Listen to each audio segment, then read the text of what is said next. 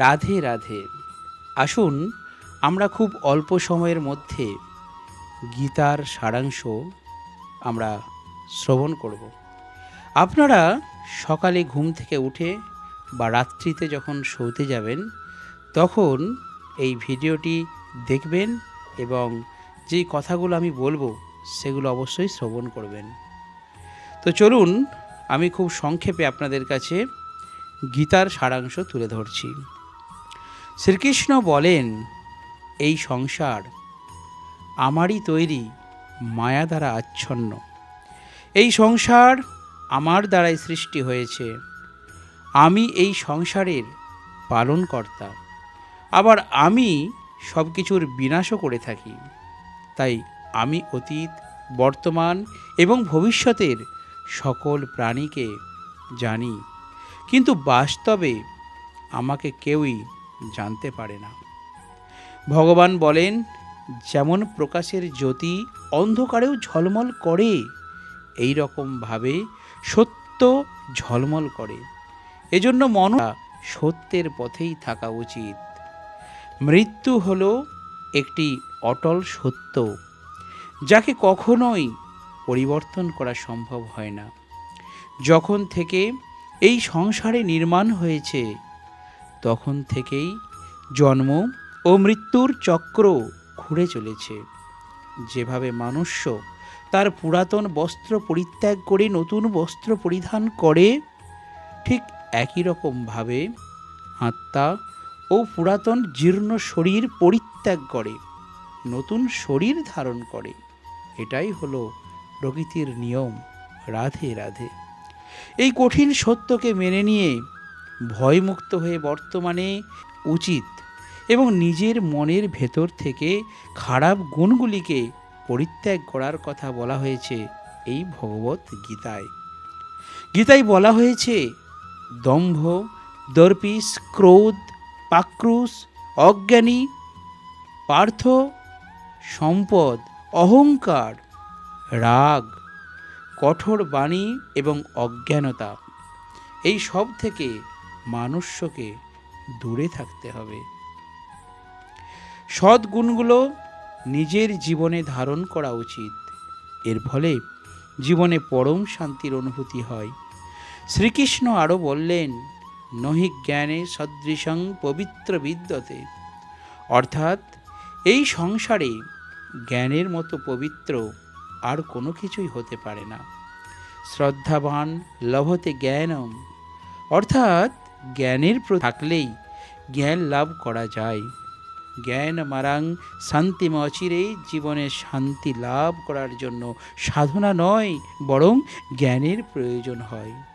তিনি সমগ্র মানব জাতিকে উদ্দেশ্য করে অর্জুনকে বলেছিলেন, যদি মনকে বশে না করতে পারো তাহলে সেই মন তোমার চরম শত্রু হয়ে উঠবে। যদি সফল হতে চাও তাহলে ভয়কে জয় করো। তখন অর্জুন কৌরবদের বিরুদ্ধে যুদ্ধ করতে রাজি হলেন না। তখন ভগবান শ্রীকৃষ্ণ তাকে বললেন, স্বর্গত মহিমাত উত্তিষ্ঠাতে যুদ্ধ নিশ্চয় হে, অর্থাৎ অর্জুন, তুমি ভয়ে যুদ্ধ করো, নিহত হলে স্বর্গ পাবে। বুঝেছো অর্জুন, তুমি যদি যুদ্ধে নিহত হও তুমি স্বর্গে যাবে। তাই আর জিতলে পৃথিবী শাসন করবে। তাই যে সফলতা পেতে হলে মন থেকে ভয়কে দূর করতে হবে। কর্মফল নিয়ে পরমেশ্বর ভগবত গীতায় বলেছেন, কর্ম নিয়ে বাধিকারস্থে মা ফলেষু কাদা। গীতার এই শ্লোকে ফলের আকাঙ্ক্ষা ব্যতীত কর্মের আদি ক্ষেত্রের উপর জোর দেওয়া হয়েছে। আপনি যদি কোনো কাজের সাফল্য চান তবে কর্মে মনোযোগ দিন, তবেই আপনি বিভ্রান্তি ছাড়া কর্ম করতে সক্ষম হবেন। গীতায় বলা হয়েছে, ফল কামনা করে কর্ম করলে কর্মের দিকে কম আর ফলের দিকে বেশি মনোযোগ থাকে। যতক্ষণ না তুমি নিজের কাছে হেরে যাচ্ছ ততক্ষণ এই পৃথিবীর কেউ তোমাকে হারাতে পারবে না। দুর্বল তুমি নয়, দুর্বল তোমার সময়। আর সময় প্রত্যেকের পরিবর্তন হয়। যারা প্রকৃত জ্ঞানী ব্যক্তি তারা না তো মৃত ব্যক্তির জন্য শোক করেন, না তো তাদের জন্য শোক করেন যারা জীবিত আছেন, কারণ তিনি জানেন যে মারা গেছে সে আবার জন্ম নেবে, আর যে জীবিত আছে সেও একদিন নিশ্চয়ই মারা যাবে। ভগবান শ্রীকৃষ্ণ বলেন, মনের শান্তির থেকে বড় সম্পদ এই পৃথিবীতে আর কোনো কিছুই নেই। যে ব্যক্তি নিজের মনকে শান্ত রাখতে শিখে গেছে তার থেকে বড় ধনী এই সংসারে আর কোথাও নেই। সময় কখনো মানুষের তৈরি পথে চলে না, মানুষকেই সময়ের তৈরি পথে চলতে হয়। একেই তো নিয়তি বলে। জীবন তখন কঠিন মনে হয় যখন আমরা নিজেকে পরিবর্তন করার পরিবর্তে পরিস্থিতিকে পরিবর্তন করার চেষ্টা করি। কর্মই হলো সব থেকে বড় ধর্ম। ভগবান শ্রীকৃষ্ণ দিতে গিয়ে বলেছেন, মনুষ্য কর্ম করার জন্যই পৃথিবীতে জন্ম নেয়, আর কর্ম না করে কেউ ক্ষণকালও থাকতে পারে না। পরিণামের কথা চিন্তা না করে মানুষকে নিজের কর্তব্য পালন করে যাওয়া উচিত। ক্রোধ মানুষকে নরকে টেনে নিয়ে যায়। ক্রোধ করার জন্য মানুষের মন অশান্ত হয়ে পড়ে, আবেগের বশবর্তী হয়ে তখন সে নিজেরই ক্ষতি করে। ভগবান শ্রীকৃষ্ণ বলেন, মানুষকে ক্রোধ এড়িয়ে চলতে হবে।